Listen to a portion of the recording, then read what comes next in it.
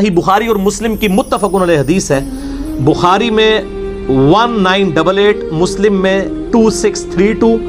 اور encyclopedia of حدیث میں 2042، یہ بھی مشکات میں موجود ہے کہ آپ صلی اللہ علیہ وآلہ وسلم جب حج کے لیے تشریف لے گئے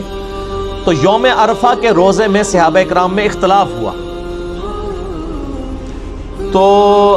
کہ بھئی آپ صلی اللہ علیہ وآلہ وسلم نے یوم عرفہ کا روزہ خود رکھا ہوا ہے کہ نہیں، کیونکہ آپ تو حج کر رہے تھے۔ تو آپ صلی اللہ علیہ وآلہ وسلم کو ایک دودھ کا پیالہ پیش کیا گیا، آپ نے وہ اعلانیہ نوش فرما لیا، جس سے سب کو یہ پتا چل گیا کہ آپ صلی اللہ علیہ وآلہ وسلم نے یوم عرفہ کے دن روزہ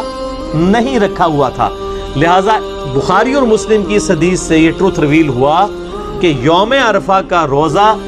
ہے ہی ان لوگوں کے لیے ہے جو حج نہیں کر رہے، جو ہم جیسے غریب لوگ دور بیٹھے ہوئے ہیں، یہ ہے ہی ان کے لیے، ان سے تو آپ فیسلٹی نہ چھینیں۔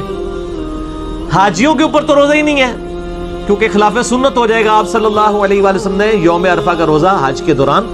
نہیں رکھا۔